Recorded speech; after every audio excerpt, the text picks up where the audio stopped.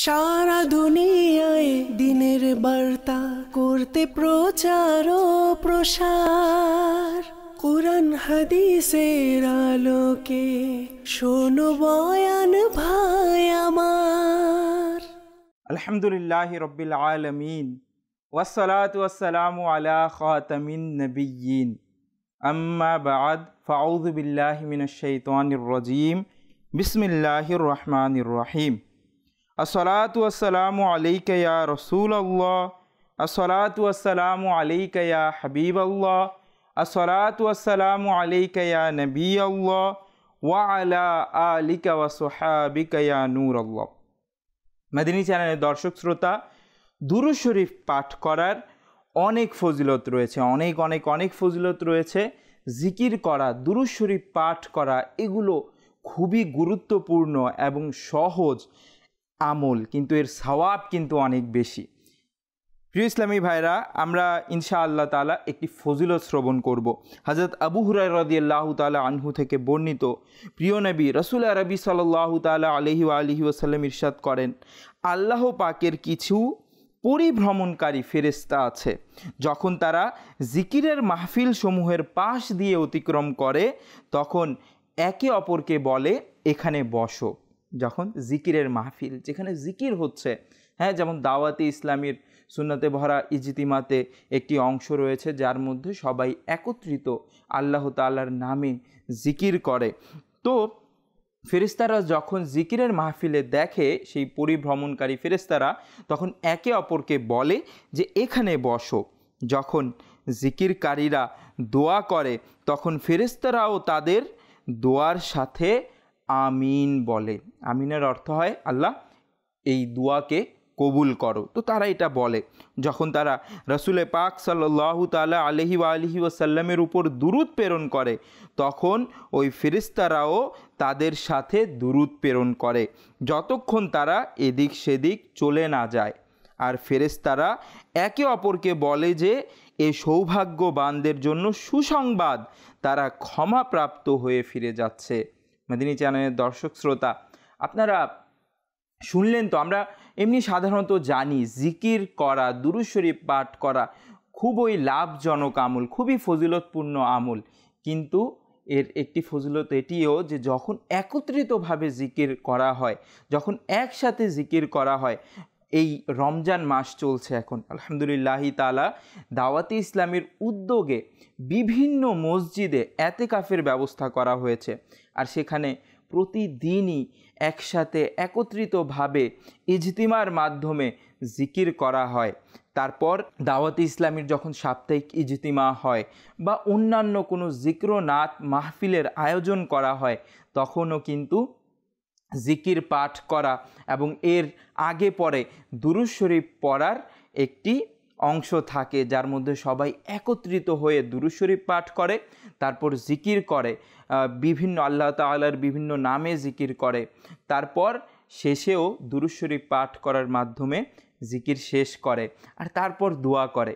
মাদিনী চ্যানেলের দর্শক শ্রোতা, আর এই ঘটনার মাধ্যমে যা জামউল জাওয়ামিল সুয়ুতি কিতাবের মধ্যে রয়েছে একটি হাদিস শরীফের মাধ্যমে আমরা জানতে পারলাম যে যখন জিকির করা হয় একত্রিত হয়ে আর দুরূদ শরীফ পাঠ করা হয় তখন ফেরেশতারাও এতে অংশগ্রহণ করে, আর দোয়া করা হলে ফেরেশতারা আমিন আমিন বলে। তো অবশ্যই যে দোয়াতে ফেরেশতারা আমিন আমিন বলবে, আল্লাহ তাআলার দরবার থেকে আমরা আশা রাখতে পারি যে আল্লাহ তাআলার মাসুম ফেরেশতারা যে দোয়াতে আমিন আমিন বলবে, সেই দোয়া অবশ্যই আল্লাহ তাআলা নিজের দয়াতে কবুল করে নেবেন।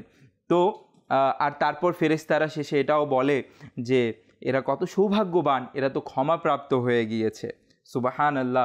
মাদিনী চ্যানেলের দর্শক শ্রোতা, আমরাও যদি নিজেদের দোয়া কবুল করাতে চাই, আমরাও যদি ক্ষমাপ্রাপ্ত হতে চাই, তো যেখানে একত্রিত জিকির হয় সেখানে গিয়ে যেন আমরা অংশগ্রহণ করি, দাওয়াত ইসলামীর সাপ্তাহিক ইজতিমাতে যেন আমরা অংশগ্রহণ করি। আল্লাহ তাআলা চাইলে এটা আমাদের জন্য আমাদের দোয়া কবুল হওয়ার মাধ্যম এবং আমাদের নিজেদেরকে আল্লাহ তাআলার দরবারে ক্ষমা করানোর উত্তম পন্থা হিসেবে হবে ইনশাআল্লাহ তাআলা। তো আসুন আমরা সওয়াবের উদ্দেশ্যে একবার দুরূদ শরীফ পাঠ করে নেই। সাল্লু আলাল হাবিব সাল্লাল্লাহু তাআলা আলা মুহাম্মদ সাল্লাল্লাহু আলাইহি ওয়া আলিহি ওয়াসাল্লাম।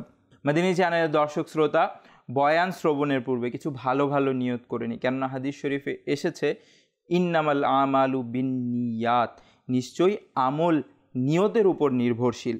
তো যেহেতু আমল নিয়তের উপর নির্ভরশীল, আর লোক যা যা নিয়ত করবে সেই অনুযায়ী সেই আমলের সে সওয়াব পাবে। আমরা পানি পান করছি বা কাউকে পানি পান করাচ্ছি বা খাবার খাচ্ছি, এর মধ্যে যদি শুধুমাত্র এটা নিয়ত থাকে যে জাস্ট স্বাদের জন্য খাবার খাচ্ছি বা ক্ষুধা লাগছে তাই খাবার খাচ্ছি, তাহলে কি হবে, দেখা যাবে যে সেটা শুধু একটা খাবার খাওয়ার মধ্যেই, একটা নিজের প্রয়োজনের মধ্যেই সীমাবদ্ধ রইল। কিন্তু এর মধ্যে যদি আমি এটা নিয়ত করি যে আমি খাবার খাচ্ছি শক্তি অর্জনের জন্য, সেই শক্তি দিয়ে আমি যেন আল্লাহ তাআলার ইবাদত করতে পারি, সেই শক্তি দিয়ে আমি যেন হালাল উপার্জন করতে পারি, সেই শক্তি দিয়ে যেন আমার পিতামাতা, আমার সন্তান সন্ততি, পরিবার বর্গের প্রতি আমার যে অধিকার রয়েছে সেই অধিকার যেন আমি তা আদায় করতে পারি।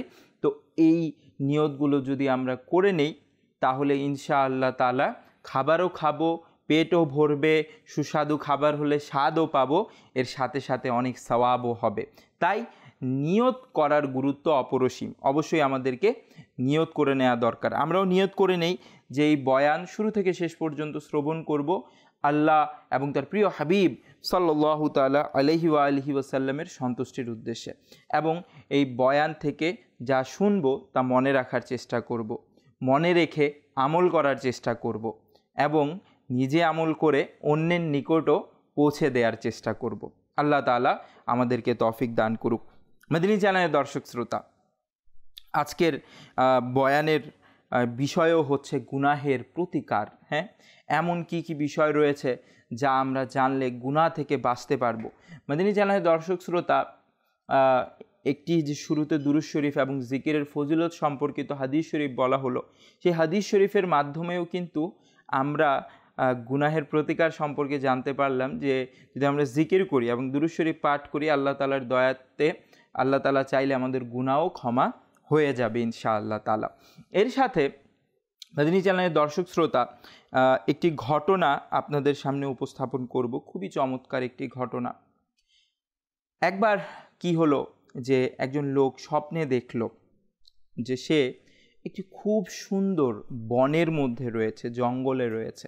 খুব সুন্দর জঙ্গল হয়, হ্যাঁ, যেটার মধ্যে প্রাকৃতিক অনেক সৌন্দর্য থাকে। তো সেটার মধ্যে সবুজ শস্য শ্যামল, খুবই সুন্দর চিত্তাকর্ষক একটি জঙ্গল, সেই জঙ্গলের মধ্যে সে রয়েছে।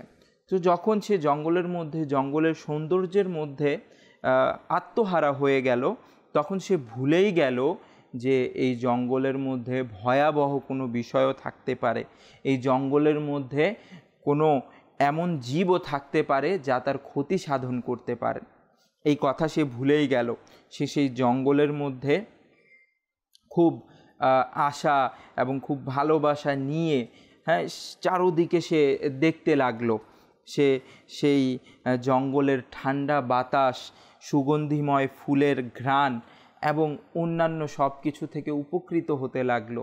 ইতিমধ্যে সে লক্ষ্য করলো, সে অনুভব করতে পারলো যে কিছু যেন তার পিছু থেকে তার সামনে এগোচ্ছে, অর্থাৎ তার কাছে আসছে। সে যখন পিছনে ফিরে তাকালো, দেখতে পেল যে পিছনে একটি সিংহ। সে দেখে ভয় পেয়ে গেল যে একই ব্যাপার, স্বাভাবিক সিংহ দেখলে মানুষ ভয় পাওয়ারই কথা। সে সাথে সাথে দৌড় দিতে লাগলো, সিংহ তার পিছু দৌড়াতে লাগলো। সে দৌড়াচ্ছে, সিংহও তার পিছু নিয়েছে। সিংহ তো এটা মনে করছে যে সে আর কতটুক দৌড়াতে পারবে, দৌড়ে আর কোথায় যাবে, হ্যাঁ, আমার হাতে তো আসতেই হবে, সিংহ তো সিংহই, তার শিকারকে সে কিভাবে ছেড়ে দিবে। তো সে দৌড়াতে লাগলো, সেও দৌড়াতে লাগলো, সে নিজের প্রাণ বাঁচাতে দৌড়াতে লাগলো। তো দৌড়াতে দৌড়াতে গিয়ে দেখলো যে সামনে একটি গর্ত রয়েছে, আর গর্তের মধ্যে একটি বড় অজগর সাপ, বড় একটি সাপ রয়েছে। তারপর সে দেখতে পেল একটি গাছ। সে চিন্তা করলো যে সিংহ থেকেও যদি বাঁচতে চাই আর গর্ত থেকেও যদি বাঁচতে চাই, তাহলে উপায় হচ্ছে যে এই গাছের মধ্যে উঠে বসে পড়ি। তো সে গাছের মধ্যে, গাছের একটি ডালে গিয়ে বসে পড়ল। একদিকে সিংহ তার অপেক্ষা করছে, অন্যদিকে গর্তের মধ্যে বড় সাপ তার অপেক্ষা করছে। আর সে ডালের মধ্যে চুপ করে বসে রইল। প্রিয় ইসলামী ভাইয়েরা, এমন সময় সে লক্ষ্য করলো যে দুটি প্রাণী, সে যেই ডালের মধ্যে বসে আছে সেই ডালটা, সেই শাখাটা কেউ যেন কাটছে আস্তে আস্তে, যেমন ইঁদুর যেভাবে কামড়ে কামড়ে আস্তে আস্তে কাটে, তো এরকম একটা শব্দ সে শুনতে পেল। তো তাকিয়ে দেখে যে দুজন প্রাণী, একটি প্রাণী হচ্ছে দিনের মতো সাদা, একটি প্রাণী হচ্ছে রাতের মতো কালো, রাতের অন্ধকারের মতো। তো এরা তার সে শাখাটাকে কাটছে। তো সে ভাবলো যে এতটুকু প্রাণী আর এত বড় গাছের ডাল, গাছের শাখা, সেটাকে তারা আর কতটুকু কাটতে পারবে। তো সে নিশ্চিন্ত হয়ে গেল। নিশ্চিন্ত হয়ে ইতিমধ্যে সে দেখতে পেল যে একটি মধুর চাক, সে মধুর চাকটা দেখে সে সেখান থেকে কিছু কিছু মধু খেতে থাকলো। এখন মধু খেতে খেতে সে ভুলেই গেল যে মধু এত সুস্বাদু ছিল, জঙ্গলের মধু সুস্বাদু হওয়ারই কথা, এত সুস্বাদু ছিল, সে ভুলেই গেল যে সিংহ তার জন্য অপেক্ষা করছে, আর একদিকে গর্তে রয়েছে সাপ, আর অন্যদিকে দুটি প্রাণী তার ডাল কাটছে। তো সেই মধু ওর স্বাদের মধ্যেই হারিয়ে গেল। এমন সময় সে বুঝতে পারল যে সেই দুটি জন্তু বা দুটি প্রাণী যে তার ডাল কাটছে, স্বাভাবিক ক্ষেত্রে একটু একটু করে কাটলেও তো কাটা হয়েই যায়, একটু সময় বেশি লাগে। আর দ্রুত গতিতে কাটলে বা বড় কিছু জন্তু এসে কাটলে সেটা সময় কম লাগে, কিন্তু কেটে তো যায়, দেরিতে হলেও কেটে যায়। তো যা হওয়ার তাই হলো, সেটা ভেঙে পড়ল, ভেঙে নিচনে পড়ল। নিচে পড়া মাত্রই সেই সিংহ যে তার জন্য অপেক্ষা করছিল, সে তার উপর আঘাত করলো, আর আঘাত করা মাত্রই সে প্রাণ হারালো। আর অমনি সে গিয়ে গর্তের মধ্যে পড়ল, যার পর সেই বড় সাপটি তাকে গিলে ফেলল। জি মাদিনী চ্যানেলের দর্শক শ্রোতা, আর এই স্বপ্ন দেখা মাত্রই তার ঘুম ভেঙে গেল। সে চিন্তা করতে লাগলো যেটা কেমন স্বপ্ন ছিল, যার শুরুটা তো খুবই সুন্দর, চমৎকার ছিল, আকর্ষণীয় ছিল, কিন্তু শেষটা খুবই খারাপ ছিল, খুবই খারাপ ছিল, খুবই চিন্তায় ফেলার মতো ছিল। মাদিনী চ্যানেলের দর্শক শ্রোতা, এই ঘটনা থেকে শিক্ষণীয় বিষয় কি আমরা একটু চিন্তা করি। এই বিষয়গুলো কি কি? সেই সিংহটি ছিল মৃত্যু, মানুষের মৃত্যু, আর সেই সাদা কালো যে দুটি জন্তু ছিল সেগুলো ছিল দিন এবং রাত। মানুষ এমনই, মানুষ দুনিয়ার চাকচিক্যে মগ্ন হয়ে থাকে, মানুষ দুনিয়ার চাকচিক্যে হারিয়ে যায়, সে ভুলেই যায় তাকে একদিন মৃত্যুবরণ করতে হবে। যদি সে কোথাও ক্ষতিগ্রস্ত হয় বা অসুস্থ হয় বা রোগাক্রান্ত হয়, অর্থাৎ যে এগুলোও তো একটি মৃত্যুর চিহ্ন। তো যখন এগুলো তার কাছে আসে তখন সে সেটা থেকে পালানোর চেষ্টা করে, অর্থাৎ সে যে কোনো উপায়ে সুস্থ হওয়ার চেষ্টা করে, এবং সুস্থ হয়ে যাওয়ার পর সে যখন স্বস্তিতে চলে আসে তখন সে ভাবতে থাকে যে না, আর তো মৃত্যু রইল না। যখন সে সেই মধু, দুনিয়ার চাকচিক্যে হারিয়ে যায়, দুনিয়ার সুবিধা ভোগ করতে থাকে, দুনিয়ার স্বাদে সে মগ্ন হয়ে যায়, সে আত্মহারা হয়ে যায়, তখন সে ভুলেই যায় তার জন্য মৃত্যু অপেক্ষা করছে। সে ভুলেই যায় যে সে যদিও বা রোগ বা সেই দুশ্চিন্তা থেকে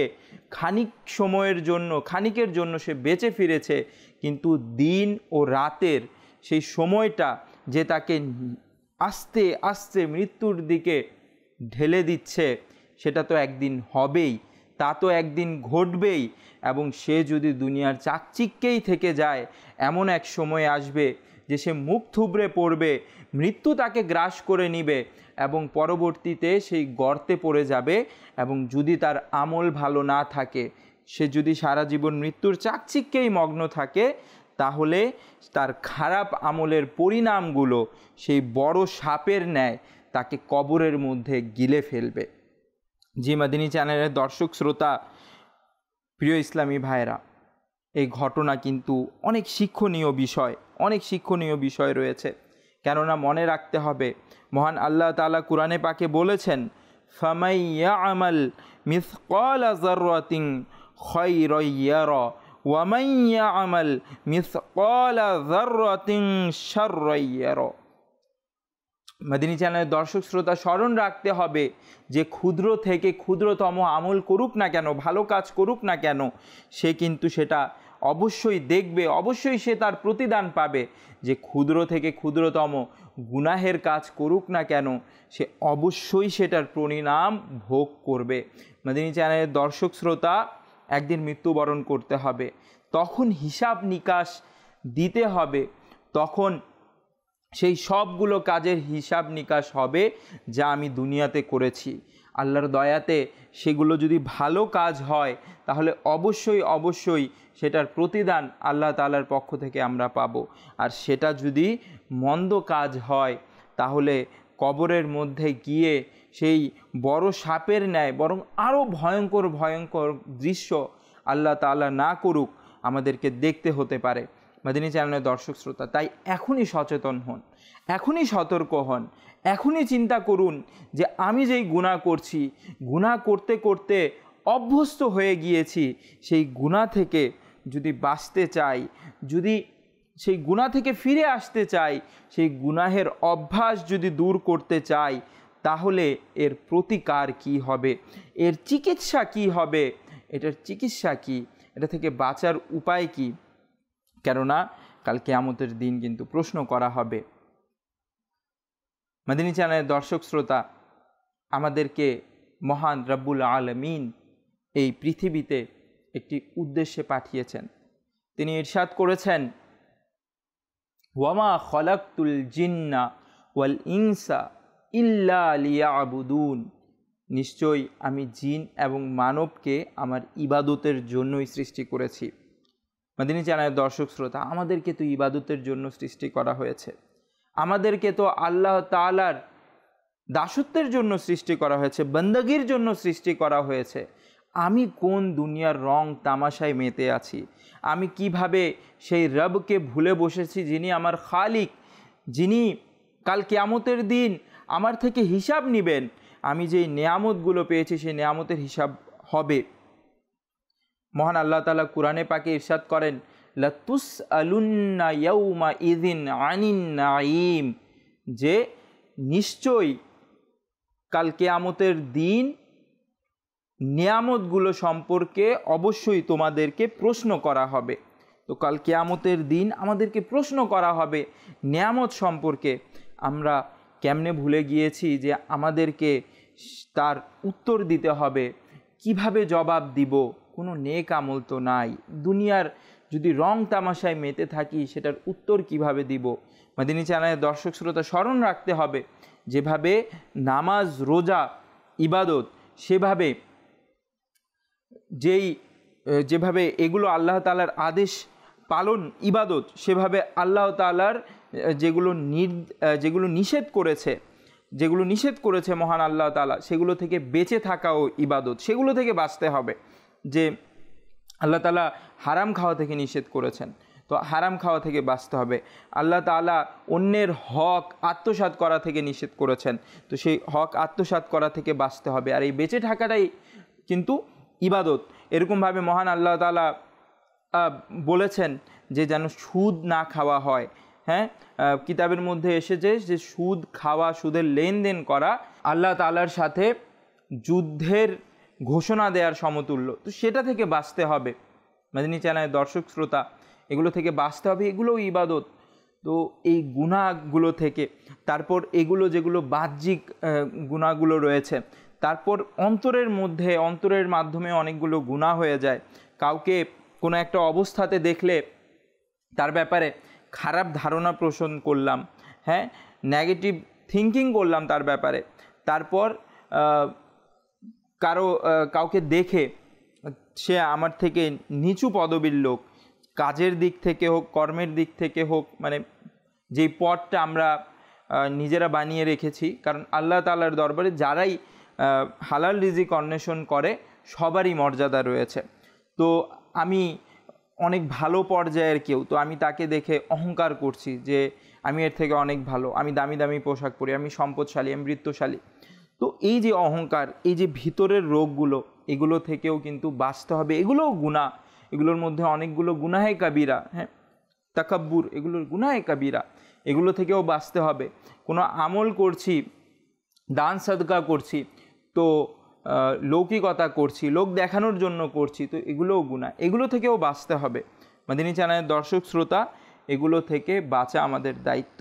যেমন কোরআনের আয়াতটি বললাম যে লাতুস আলুন্না ইয়াউমা ইযিন আনিন নাঈম, যে কাল কিয়ামতের দিন তোমাদের থেকে অবশ্যই সেই দিন নিয়ামতগুলোর ব্যাপারে প্রশ্ন করা হবে। তো আমাদেরকে কিন্তু প্রশ্নের সম্মুখীন হতে হবে, আমাদের প্রশ্নের উত্তর দিতে হবে সেই নিয়ামতগুলোর ব্যাপারে। মহান আল্লাহ তাআলা আমাদেরকে শক্তি দিয়েছেন, আমাদেরকে সবল বানিয়েছেন, সুস্থ বানিয়েছেন, সুস্থ মানসিকতা দিয়েছেন। সেই ব্রেইন আমাদের জন্য কত বড় নেয়ামত, হ্যাঁ, চোখগুলো কত বড় নেয়ামত, সেই কথা বলার শক্তি, সেই কাজ করার ক্ষমতা, এগুলো কত বড় নেয়ামত, বাক শক্তি কত বড় নেয়ামত। যাদের নেই তারাই বুঝতে পারে, বা যারা তাদেরকে দেখেছে, উপলব্ধি করেছে কিছুটা হলেও, তারাও কিছুটা বুঝতে পারে যে এগুলো কত বড় নিয়ামত। এই নিয়ামতগুলোর ব্যাপারে প্রশ্ন করা হবে। প্রশ্ন করা হবে যে তোমাকে তো হেঁটে যাওয়ার শক্তি দিয়েছিলাম, সেই হেঁটে যাওয়ার শক্তি তুমি কি আমার মসজিদে যাওয়াতে কাজে লাগিয়েছো, নাকি কোনো সিনেমা হলে চলে গিয়েছো, নাকি কোনো গুনাহের আড্ডায় গিয়ে বসেছো? আমি তো তোমাকে কথা বলার শক্তি দিয়েছিলাম, সেই কথাগুলো দিয়ে আমার জিকির করেছো, না কারো গীবত করেছো, না গান গেয়েছো? এগুলোর ব্যাপারে কিন্তু কাল কিয়ামতের দিন প্রশ্ন করা হবে। এগুলো আল্লাহ তাআলা প্রদত্ত নেয়ামত আমরা পেয়েছি, মাদিনী চ্যানেলের দর্শক শ্রোতা, আর সেই প্রশ্নগুলোর উত্তর দিতে হবে। তাই আমাদেরকে জানতে হবে যে গুনাহ থেকে বাঁচার উপায় কি, গুনাহের প্রতিকার কি, যেন আমি গুনাহ থেকে বেঁচে আমার অঙ্গ প্রত্যঙ্গকে এবং আল্লাহ তাআলা প্রদত্ত প্রতিটি নিয়ামতকে ভালো কাজে ব্যবহার করতে পারি, আল্লাহ তাআলাকে সন্তুষ্ট করতে পারি, এই সম্পর্কে আমাদের জানা অনেক বেশি জরুরি, অনেক বেশি জরুরি। প্রিয় ইসলামী ভাইরা, একটি খুবই চমৎকার ঘটনা, যে একটি ঘটনা হচ্ছে যে একবার একজন ড্রাইভার ছিল বড় একজনের বাসায়, অর্থাৎ একজন বিত্তশালী ধনী ব্যক্তির বাসায় সে ড্রাইভিং করত, কিন্তু তার অভ্যাস ছিল গালিগালাজ করা, বিভিন্ন রকম গুনাহে লিপ্ত থাকা। তো এই জাতীয় অনেক রকম তার খারাপ খারাপ অভ্যাস ছিল। সে একদিন যাদের বাসায় ড্রাইভিং করতো, যাদের জন্য, তো তাদের বাসায় একবার দেখলো যে মাদিনী চ্যানেল চলছে। তো সে গিয়ে সে মাদিনী চ্যানেল দেখা শুরু করলো। তো মাদিনী চ্যানেল যখন দেখতে থাকলো, সে অনেক প্রভাবিত হলো এবং নিয়ত করলো যে আমি ইনশাআল্লাহ তাআলা এতেকাফের মধ্যে অংশগ্রহণ করব। তো যেটা 30 দিনের এতেকাফ হয়ে থাকে, তো ইতেকাফের মধ্যে আমি অংশগ্রহণ করব। সে গিয়ে ইতেকাফের মধ্যে অংশগ্রহণ করলো। আর সে যে ঘটনাটা লিখেছে বা ব্যক্ত করেছে লেখার মাধ্যমে, সেটা সে এতেকাফের মধ্যে। তো সে যখন এতেকাফে অংশগ্রহণ করলো, সে নামাজ শুদ্ধ করলো, রোজা শুদ্ধ করলো, আর সর্বপ্রথম যেটা খুব গুরুত্বপূর্ণ ছিল তার জন্য, সে বিগত দিনের যতগুলো গুনাহ ছিল সবগুলো থেকে তওবা করলো এবং সিদ্ধান্ত নিল, দৃঢ় সিদ্ধান্ত নিল, দৃঢ় প্রত্যয় করলো সে আর এই গুনাহগুলো কখনোই করবে না। মাদিনী চ্যানেলের দর্শক শ্রোতা, তো এভাবে করেই কিন্তু মানুষ বিভিন্ন ভালো ভালো পরিবেশের মাধ্যমে গুনাহ থেকে মুক্তি পায়। আর পূর্বের বুজুর্গ যারা ছিলেন রাহিমাহুমুল্লাহ তাআলা, তারা কিন্তু সবসময় চিন্তা করতেন যে গুনাহের রোগ থেকে আরোগ্য কিভাবে পাওয়া যায়, হ্যাঁ, গুনাহের রোগের চিকিৎসা কি, এর প্রতিকার কি, এই নিয়ে কিন্তু তারা অনেক চিন্তা করতেন, অনেক ভাবতেন। এমনই একটি চমৎকার ঘটনা হযরত সৈয়দুনা হাসান বসরি রহমতুল্লাহি তাআলা আলাই বলেন, একদা কোনো ইবাদত পরায়ণ যুবক তার সাথে বসরায় যাচ্ছিল। বসরা একটি জায়গার নাম। তো সৈয়দুনা হাসান বসরি রহমতুল্লাহি তাআলা আলাই বলেন যে তার সাথে একজন ইবাদত গুজার, তিনিও আল্লাহ তাআলার দয়াতে অনেক ইবাদত গুজার ছিলেন। তো স্বাভাবিক তার সহচর্যে যারা থাকবে তারাও তো ইবাদত গুজারই হবে। হ্যাঁ, ভালো মানুষের সাথে বন্ধুত্ব থাকে, ন্যায়পরায়ণের সাথে বন্ধুত্ব থাকে। তো তিনি একজন ইবাদত গুজার যুবকের সাথে যাচ্ছিলেন। তো যাওয়ার সময় তো তারা একজন চিকিৎসককে দেখতে পেলেন, যার সামনে অনেক পুরুষ শিশু তারা বোতল ভর্তি পানি নিয়ে দাঁড়িয়ে আছে তার থেকে ওষুধ নেয়ার জন্য। তো তিনি সেখানে গেলেন, সেই যুবক সেখানে গিয়ে বললেন যে, হে ডাক্তার, হে চিকিৎসক, আপনার নিকট কি গুনাহের রোগের ওষুধ আছে? তিনি বললেন, হ্যাঁ আছে। কত সুন্দর প্রশ্ন।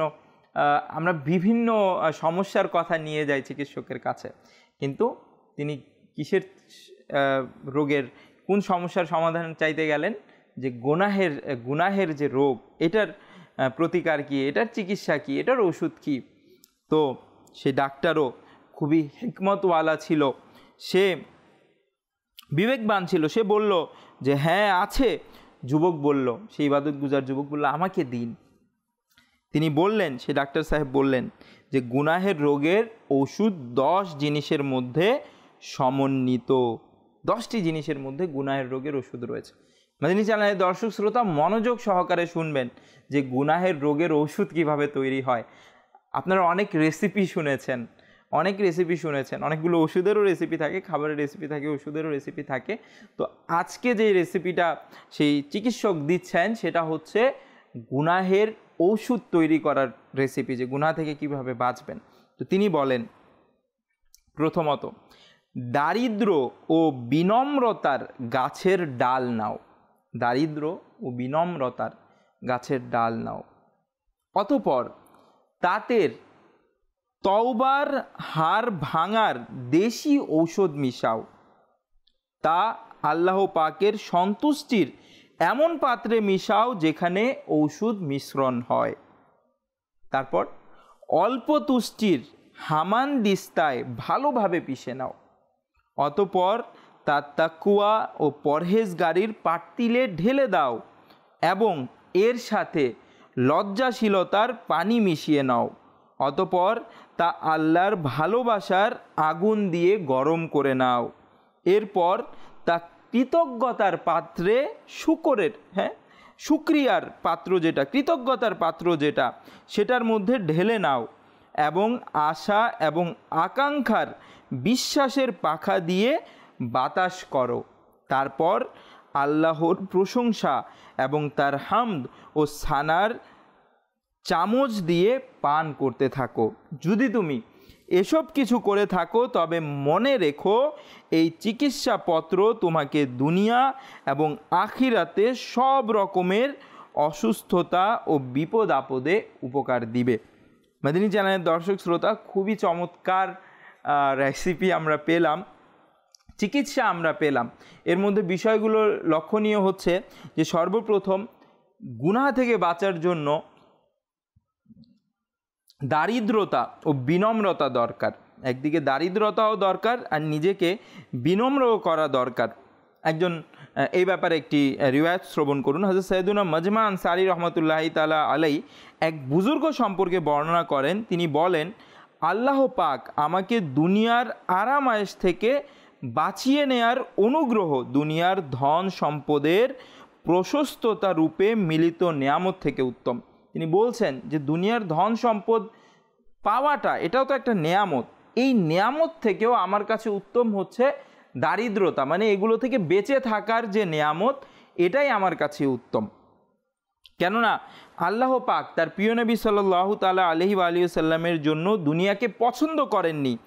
তাই আমার ওই নেয়ামত যা আল্লাহ পাক স্বীয় প্রিয় মাহবুব সাল্লাল্লাহু তাআলা আলাইহি ওয়া আলিহি ওয়াসাল্লামের জন্য পছন্দ করেছেন, তা ওই নেয়ামত থেকে অধিক প্রিয় যা আল্লাহ পাক তার প্রিয় হাবিব সাল্লাল্লাহু আলাইহি সাল্লামের জন্য অপছন্দ করেছেন। অবশ্যই মাদানী চ্যানেলের দর্শক শ্রোতা, এটার ব্যাখ্যা হচ্ছে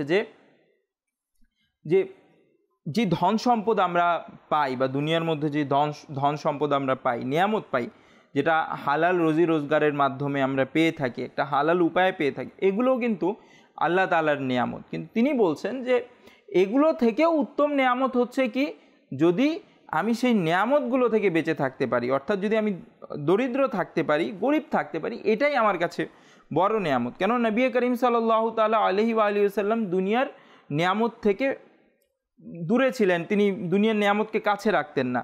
তিনি চাইলে খুবই ধনাঢ্য হয়ে খুবই ভালো জীবনযাপন করতে পারতেন, লাক্সারিয়াস লাইফ কাটাতে পারতেন, বাট তিনি এমন করেননি। তিনি নিজেকে সাদাসিধেভাবে চলেছেন। এটা আমাদের জন্য আদর্শ। তো তিনি বলছেন, সেই বুজুর্গ বলছেন যে নবী করিম সাল্লাল্লাহু তাআলা আলাইহি ওয়া আলিহি সাল্লামের জন্য আল্লাহ তাআলা যেটা পছন্দ করেছে, আমার জন্য সেই নেয়ামত বেশি পছন্দ দুনিয়ার নেয়ামতের তুলনায়। মাদিনী চ্যানেলের দর্শক শ্রোতা, আল্লাহ তাআলা আমাদেরকেও এরকম জজবা, এরকম উৎসাহ উদ্দীপনা দান করুক। তো প্রথমে কি লাগবে? যদি গুনাহের প্রতিকারের জন্য প্রয়োজন হচ্ছে দারিদ্র্য ও বিনম্রতার, তারপর প্রয়োজন হচ্ছে তওবার, তওবা করার। গুনাহ হয়ে গেলে তওবা করে ফেলা। কেউ যদি তওবা করে ফেলে এবং আল্লাহ তাআলা তার যদি তওবা কবুল করে ফেলে, তাহলে সে কতই না সৌভাগ্যবান। তওবা করার প্রয়োজন। তারপর প্রয়োজন হচ্ছে আল্লাহ পাকের সন্তুষ্টি, আল্লাহ তাআলা যেন রাজি হয়ে যান। তারপর প্রয়োজন হচ্ছে অল্প তুষ্টির। কখনো 4 তরকারির জায়গায় 1 তরকারি হয়ে গেল, খুশি, আলহামদুলিল্লাহ, আল্লাহ তাআলার শুকরিয়া জ্ঞাপন করি যে 1 তরকারিও তো পাচ্ছি।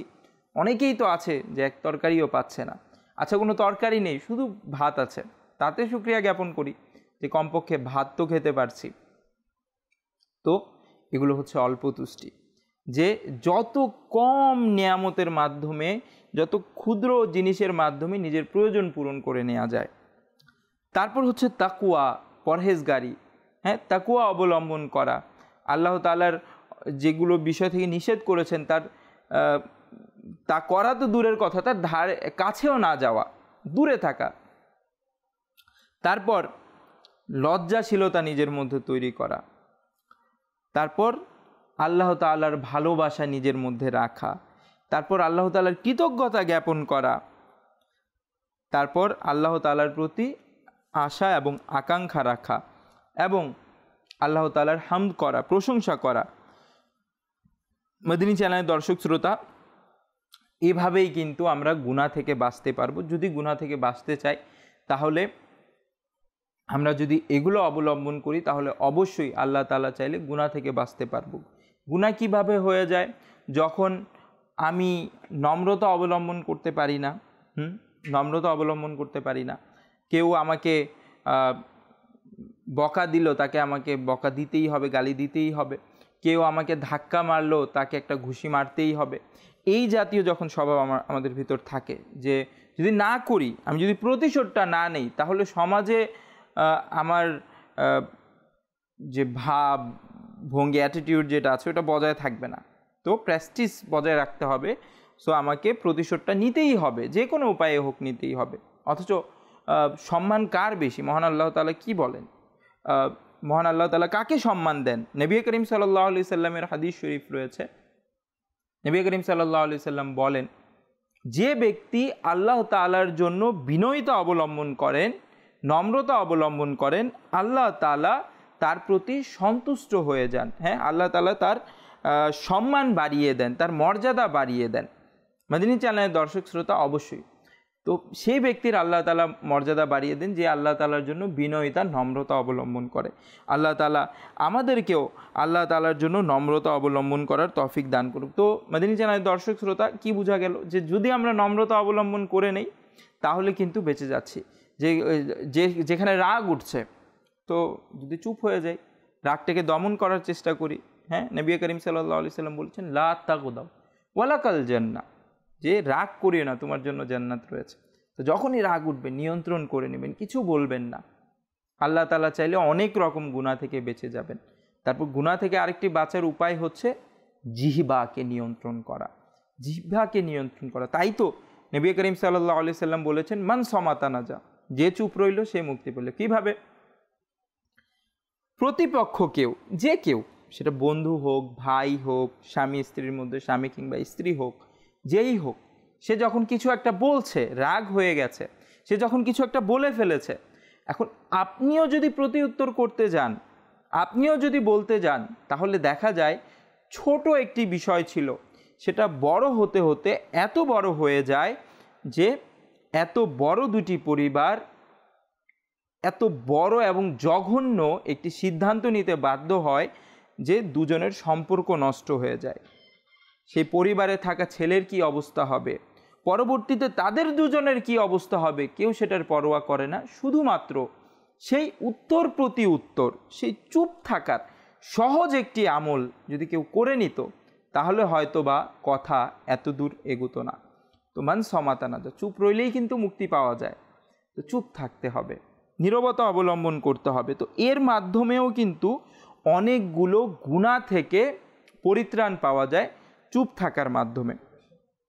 তাই মাদানী চ্যানেলের দর্শক শ্রোতা বলবো যে গুনাহ থেকে বাঁচার মাধ্যম হচ্ছে চুপ থাকা। এটার মধ্যে যেভাবে কি হয়, যেমন কেউ কিছু আমরা এই মুখের মাধ্যমে কিন্তু অনেক গুনাহ হয়, যেমন গালিগালাজ, একজনকে অন্যজন যা ইচ্ছা তা কিছু বলে দেয়া, তারপর গীবত করাও কিন্তু মুখ থেকেই হয়, তারপর মিথ্যা বলাও মুখ থেকে হয়, হ্যাঁ, কারো ব্যাপারে অপবাদ দেওয়াও কিন্তু মুখ থেকে হয়। তো এই জাতীয় অনেক রকম গুনাহ মুখ থেকে হয়। তো যদি এই গুনাহ থেকে বাঁচতে চাই তাহলে চুপ থাকতে হবে, তাহলে কিন্তু মুক্তি পাবো। তো চুপ থাকার মাধ্যমে মুক্তি পাওয়া যাবে। তো চুপ থাকার মাধ্যমেও কিন্তু অনেকগুলো গুনাহ থেকে বাঁচা সম্ভব। আচ্ছা, কুরআনে পাকের মধ্যে গুনাহ থেকে বাঁচার উপায় কি বলা হয়েছে? কুরআনে পাকের মধ্যে বলা হয়েছে ইন্নাস সালাতা তানহা আনিল ফাহশাই ওয়াল মুনকার।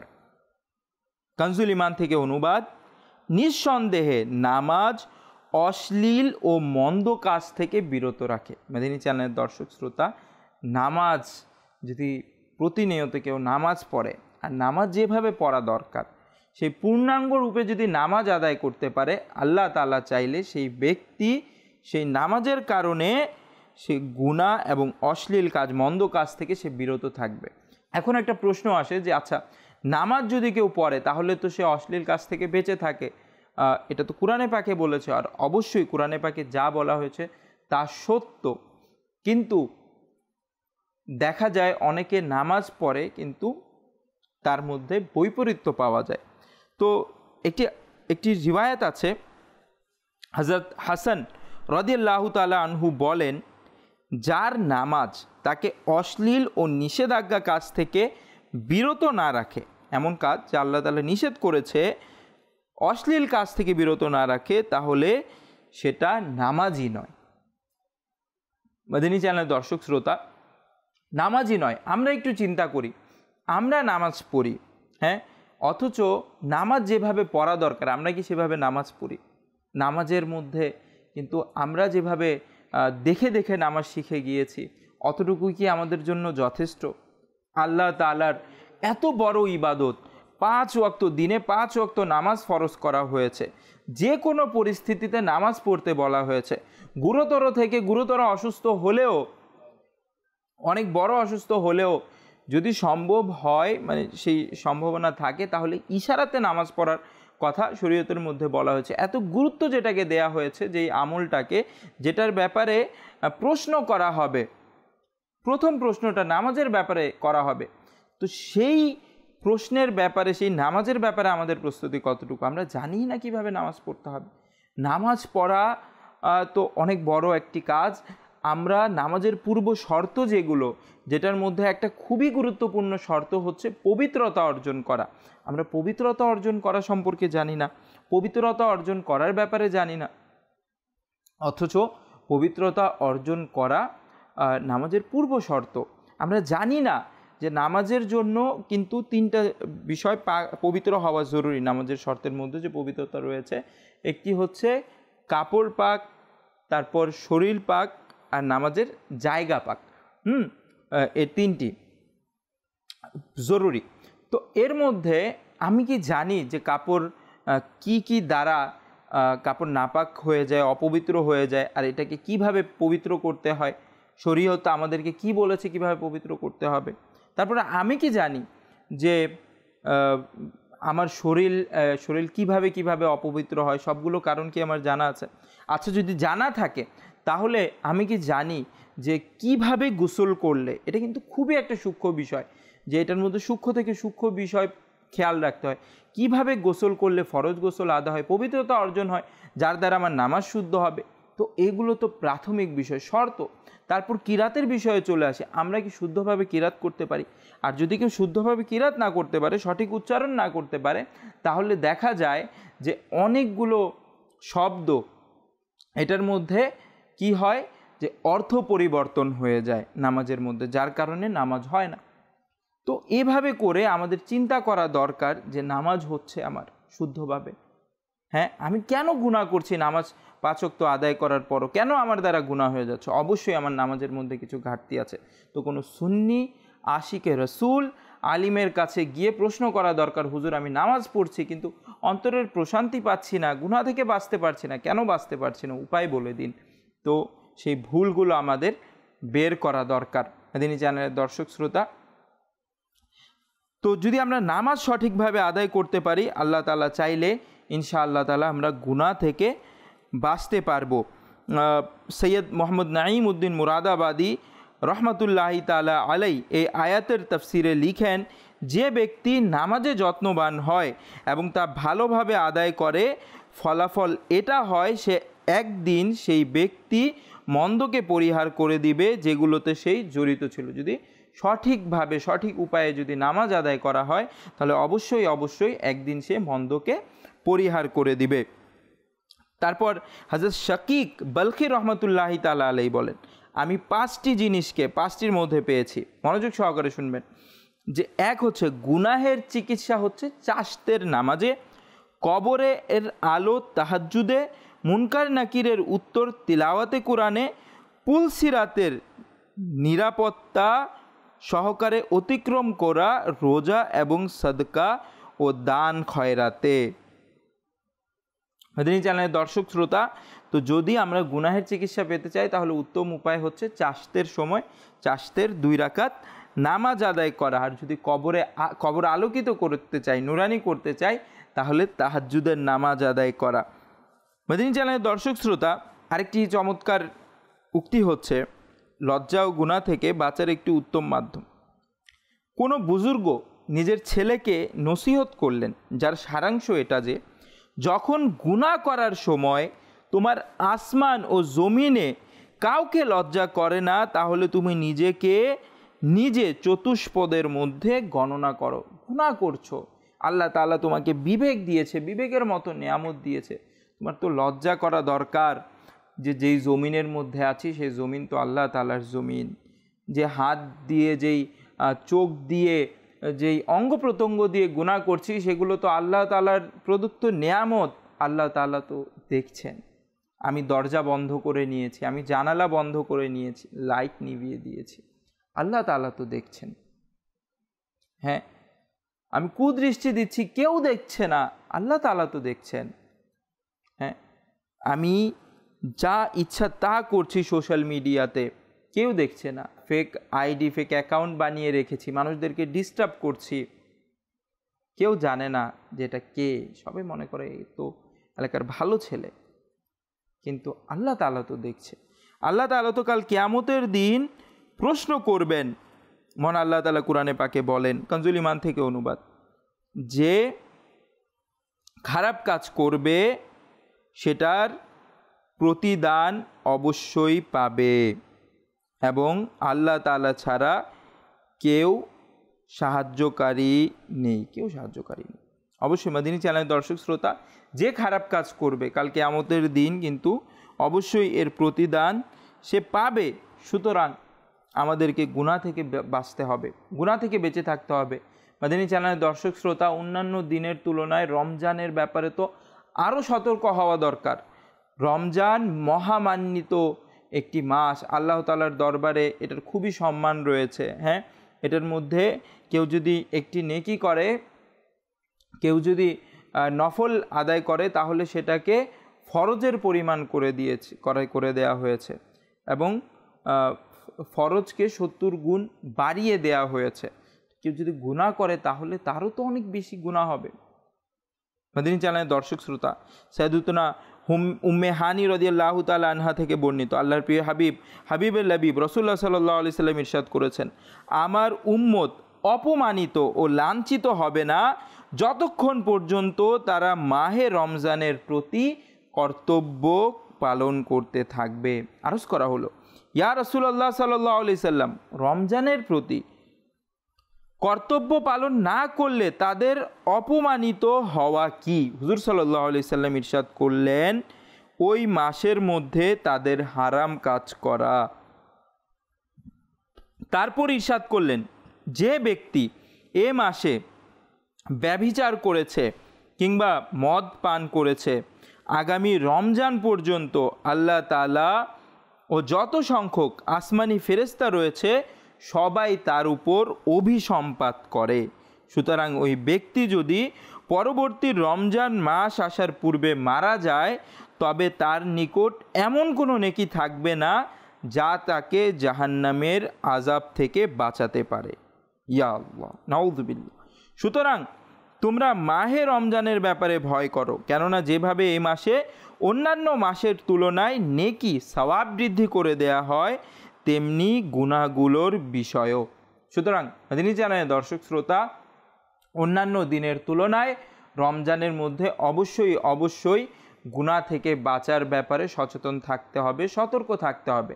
আরেকটি কথা চিন্তা করুন মাদানী চ্যানেলের দর্শক শ্রোতা, একটু ভাবুন যে আমরা যে এই রমজান মাস কাটাচ্ছি, এই রমজান মাস অতিক্রম করছি, আমরা এই কতগুলো রমজান চলে গেল, আমরা কি পারেছি এমন আমল করতে যেগুলো অন্যান্য দিনের তুলনায় অনেক বেশি কিছু, অর্থাৎ এমন কিছু আমল যেটা আমাদেরকে রুহানিয়াত প্রশান্তি দিবে, অন্তরে প্রশান্তি দিবে। চিন্তা করা দরকার, ভাবা দরকার। এবং এখনও রমজান মাস অতিক্রম করেনি, চেষ্টা করি আল্লাহর দরবারে তওবা করি সেই গুনাহগুলো থেকে, যা গুনাহগুলো রমজান কিংবা এর আগে হয়ে গিয়েছে। তওবা করে আল্লাহর তাআলা থেকে ক্ষমা চেয়ে নেই, আল্লাহ তাআলা থেকে মাগফিরাত নিয়ে নেই। কেননা এই মাসটি তো সেই বরকতময় মাস যেটার মধ্যে আল্লাহ তাআলা অনেক গুনাহগারদেরকে, লক্ষ লক্ষ গুনাহগারদেরকে, যাদের উপর জাহান্নাম ওয়াজিব হয়ে গিয়েছে, অনিবার্য হয়ে গিয়েছে, জাহান্নাম অনিবার্য হয়ে গিয়েছে, তাদেরকে ক্ষমা করে দেন। তো আমাদের ক্ষমা চাওয়া দরকার। এরই সাথে কিছু বিষয় যে গুনাহের প্রতিকার সম্পর্কে যেগুলো বলা হয়েছে সেগুলোর উপরে আমল করা দরকার। একটা চুপ থাকা, যে কোনো কিছু হোক, ঝগড়া হোক, রাগ দেখা, নিজের রাগ নিয়ন্ত্রণ করে চুপ থাকা। আল্লাহ তাআলা চাইলে যদি চুপ থাকার অভ্যাস করে নেন এবং রাগ নিয়ন্ত্রণ করার অভ্যাস করেন, তাহলে অবশ্যই এর ব্যাপক ফলাফল, ব্যাপক প্রতিদান পাবেন আল্লাহ তাআলা চাইলে। এবং এরই সাথে যাদের চুপ থাকার অভ্যাস আছে তাদের সাথে মানুষের বেশি ঝগড়া হয় না, ঝামেলা হয় না, তারা অনেক রকম বিপদ আপদ থেকেও খুব সহজেই বেঁচে যায়। তারপর আরেকটি বিষয় হচ্ছে বিশুদ্ধভাবে নামাজ আদায় করা। নামাজ শুদ্ধ করে শেখার জন্য কি করবেন? অবশ্যই ফয়জানে নামাজ কোর্স রয়েছে দাওয়াত ইসলামীর মাধ্যমে। তো আপনি মাদানী চ্যানেলের সাথে যোগাযোগ করে কন্ট্যাক্ট নাম্বারে যে ফয়জানে নামাজ কোর্স কখন হয় সেটার মধ্যে অ্যাটেন্ড করতে পারেন। তারপর দাওয়াত ইসলামীর এতেকাফ যেখানে হচ্ছে সেখানে অ্যাটেন্ড করলে সেখানেও সহিশুদ্ধভাবে নামাজ আদায়ের পদ্ধতি, শুধুমাত্র নামাজ কিভাবে আদায় করবেন এটা না, বরং নামাজের পূর্ব শর্তগুলো যে রয়েছে, পবিত্রতা অর্জন করা, হ্যাঁ যেভাবে বললাম এগুলো, তারপর কিরাত শুদ্ধ হতে হবে, তো কিরাত শুদ্ধ করা, কুরআন শরীফ শুদ্ধ করা, আল্লাহ তাআলার কালাম শুদ্ধ করা, তো এগুলো সব কিছুই কিন্তু শেখানো হয়। তো বিভিন্ন কোর্সের মাধ্যমে শেখানো হয়। তো যেই কোর্স আপনার জন্য সুবিধা হয়, মাদানী চ্যানেলের দেয়া কন্ট্যাক্ট নাম্বারে যোগাযোগ করে আপনি সেই কোর্স বাছাই করে নিতে পারেন, নামাজ শুদ্ধ করিয়ে নিতে পারেন। তারপর ইসলামী বোনদের জন্য অনলাইনের মাধ্যমে, তারপর বিভিন্নভাবে ইসলামী বোনরাই কোর্স করিয়ে থাকেন, যেটার মধ্যে সম্পূর্ণ পর্দার ব্যবস্থা থাকে, কোনো ইসলামী ভাইয়ের ইন্টারফেয়ার সেখানে থাকে না। তো সেভাবে কোর্সের ব্যবস্থা থাকে 100% শরীয়ত মোতাবেক। তো সেটার মধ্যেও অংশগ্রহণ করতে পারেন। মাদানী চ্যানেল বাংলার মাধ্যমে জেনে নিতে পারেন কখন, কিভাবে, কোথায় গিয়ে কোর্সগুলো করতে হবে। এগুলো যদি করেন, আল্লাহ তাআলা চাইলে নামাজ শুদ্ধ হওয়ার মাধ্যমে গুনাহ থেকে বাঁচতে পারবো। আর গুনাহ থেকে বাঁচার জন্য অনেক বড় একটি ফ্যাক্টর হচ্ছে পরিবেশ, হ্যাঁ, এনভায়রনমেন্ট। আমরা যে এনভায়রনমেন্টে থাকি, যে বন্ধুদের সাথে থাকি, যাদের সাথে চলাফেরা, উঠা বসা, দেখা যায় একটি ভালো কাজ চাইলেও করা হয় না। অন্য কেউ চাইলে আমি বাধা দিয়ে দেই, আমি চাইলে অন্য কেউ বাধা দিয়ে দেয়। তো এমন একটা পরিবেশের সাথে সংযুক্ত হবে যে পরিবেশ আমাকে সব সময় জিকির করা, দুরূদ শরীফ পাঠ করা শিখাবে, নামাজ পড়া শিখাবে, আল্লাহ তাআলা যে কাজগুলো থেকে নিষেধ করেছে সেগুলো থেকে বিরত থাকা শিখাবে। তো আলহামদুলিল্লাহ এমনই একটি এনভায়রনমেন্ট প্রোভাইড করছে দাওয়াত ইসলামী। তো দাওয়াত ইসলামীর সাথে সংযুক্ত হয়ে যান, দাওয়াত ইসলামীর সাথে কানেক্টেড হয়ে যান। আল্লাহ তাআলা চাইলে সেই গুনাহগুলো থেকে ইনশাআল্লাহ তাআলা বাঁচতে পারবেন, গুনাহের প্রতিকার পাবেন, গুনাহের চিকিৎসা পাবেন।